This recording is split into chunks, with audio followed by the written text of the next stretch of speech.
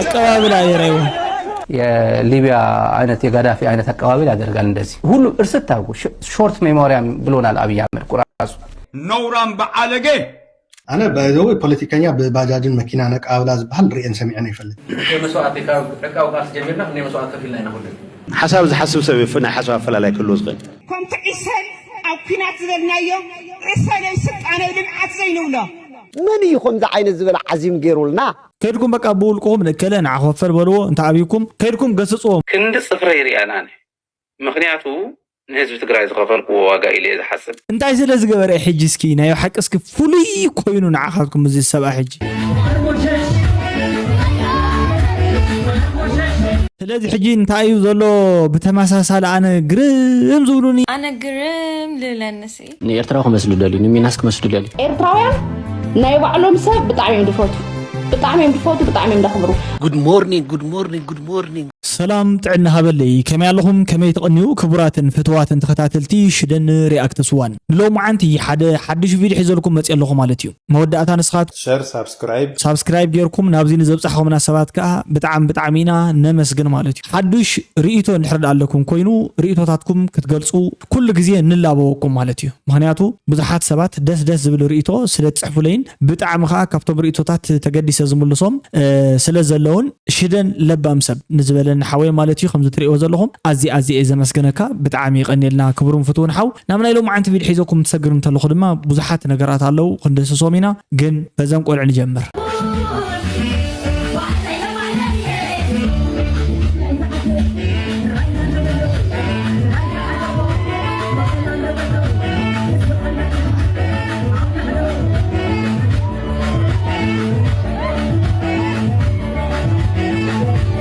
ስለዚህ ሕጂ እንታይ እዩ ዘሎ ብተመሳሳሊ ኣነ ግርም ዝብሉኒ ብዙሕ ዝገርመኒ ብዙሕ ነገራት ኣሎ ናይ በዓል ኣሸንዳ በዓል ካልኦት ኮንሰርታት ከምዚ ህዝባዊ በዓላት ዝበሃሉ ምናልባት ምስ በዓላት ከከም ትርጉሞምን ከከም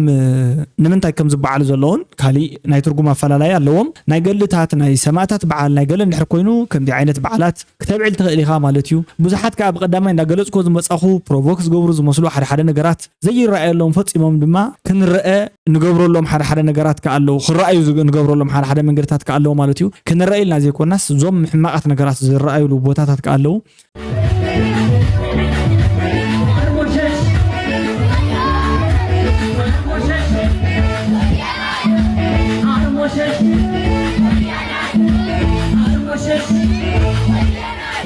ብዙሓት ሰባት ነናይ ዓለም ሓሳቦም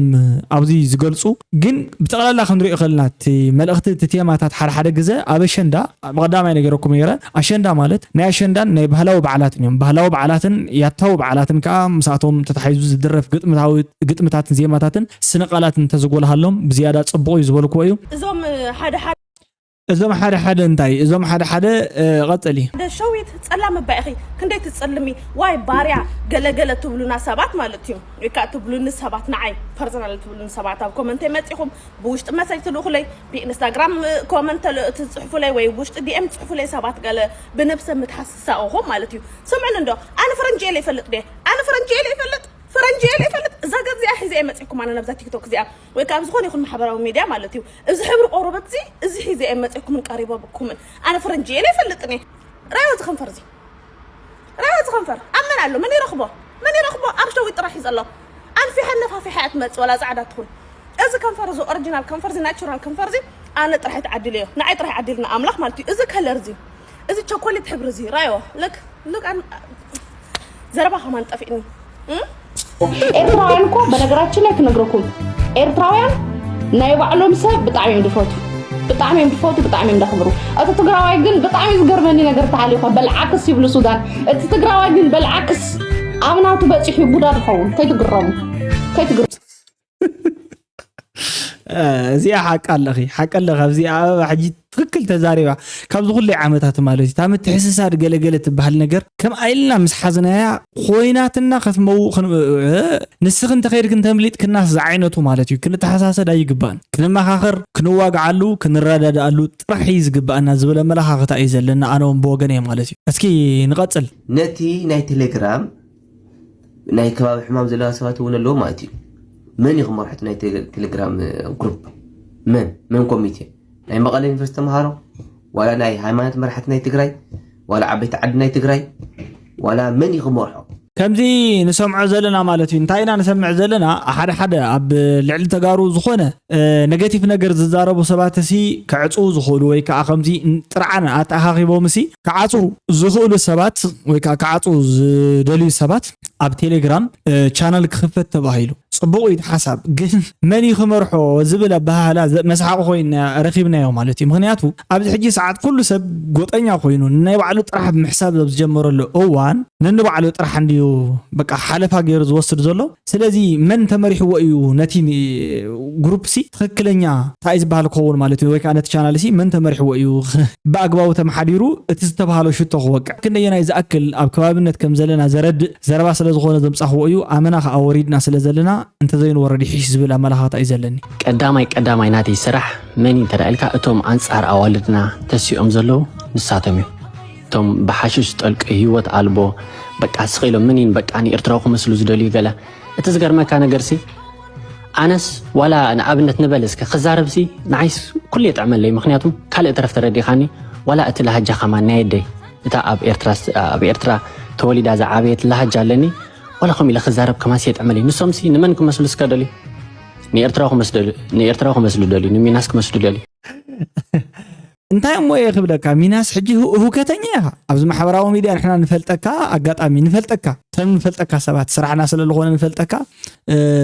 ብሁከት ኢና ንፈልጠካ ዳርጋ ከምዚ ኢሉ እንታይ ዝበሃል ኮይኑ ዶ ነቲ ሓንተ ባሊዕዋ ደገለ እሞ ከዓ ኣነስ ጥብቅና ደቀ ኣንስትዮ ቆውሜ ኢኻ ትብል ዘለኻ ምሽ ነተን ደቀ ኣንስትዮ እንታይ ዝበሃል ዘዋርዶ ገለ ዛረቡ ንስኻ ካብቲ ኣናብቲ ኣኸይዱ ቀይሩ ዶ ከምዚ ኣገይሩ ገለ ኢልካ ተትክኸና ማለት እዩ ካልኣይ ብላሃጃ ክትቀልድ ኢኻ ፍቲንካ ኣነስ እኳ ላሃጃይ ኮይኑ እሞ ብላሃጃ ዶ ፍልጠት ዝእረ መሲልካ ወይ ከዓ ፍልጠት ዝህልወካ መሲልካ ላሃጃ ማለት ከባቢያዊ ኣፈላላይ ማለት ምዃኑ እንተትፈልጥ ነርካ እኮ ላሃጃ ማለት ከም ነውሪ ኣይትቆጥሮን ኢኻ ወይ ከዓ ሓደ ሰብ ላሃጃኻ ግረፎሞ ላሃጃ ናይ ውልቀ ሰብ ኣዳራረፋ ስታይል ኳስ ክውሰድ ኮፕ ገብር ይኽእል ሰብ ማለት ምርጫ እዩ እዚ ምርጫ እዩ ካልኣይ ከዓ ኣምጻይ ናይ ቋንቋን ሰራቲን ሃንዳስን ናይ ቋንቋ መን ኮይኑ መንስኻ መን ስለ ዝኾንካ ኢኻ ሕጂ ንዓኻ ድድሕሪኻ ክስዕበካ ማለት እዩ ትርጅግናን ኣነነትን ኣብ ከምዚ ዓይነት ሰብ ተሰሚዕኹማ ብዙሕ ሸለል ወልዋ ኢኹም ሕዚ ኣብ ዓዲግራት ዘሎ ከምዚ ትሪኦ ዘለኹም እዩ ፕሬዚዳንት ግዚያዊ ምሕዳር ትግራይ ጌታቸው ረዳ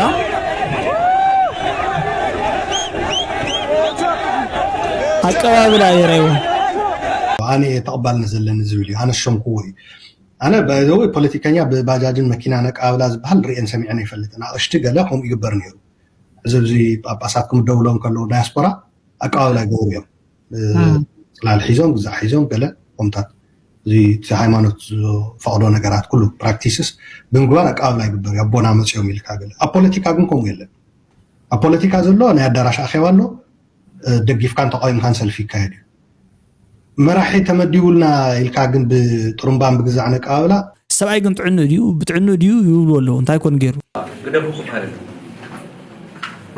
في مسوات ركاو قاس جميلنا اني مسوات كفيل لنا هون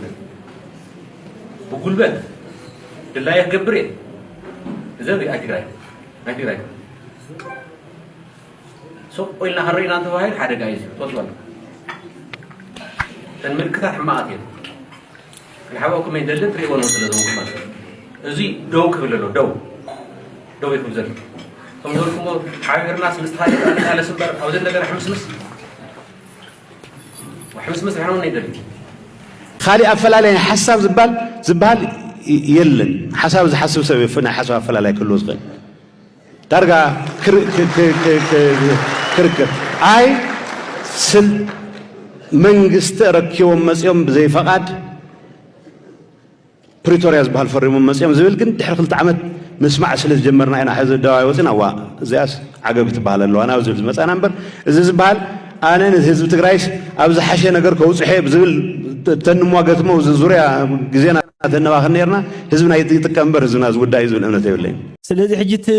ዘሎ ዘረባ እንታይ እዩ ኣብቲ ናይ ሓሳብ ኣፈላላይ ስለ ዘለና ኢና ከምዚ ዝፍጠር ዘሎ ስለዚ ጠጠው ክንብሎ ኣለና ዝብል ማለት እዩ በቲ ሓደ ወገንካ ናይ ሓሳብ ኣፈላላይ ዝበሃል የብልናን ኣይሓስቡን እዮም እዩ ዘሎ እኮ ብሓፂሩ ኣይሓስቡን እዮም እምበር ተዝሓስቡ ነይሮም እዩ ኣፈላላይ ክመፅእ ዝኽእል ስለዚ ይሓስቡን እዮም እዩ ዝብል ዘሎ ማለት እዩ ትክክለኛ ዘይሓስብ ዘሎ ግን መን እስኪ ሓቂ ተዛረቡ ርእይቶኹም ፀሓፉ ሕጂ ሎማ ዓንቲ ኒውትራል ኮይነ ሲለ ገዲፍያ ክወፅእ ኣነ እውን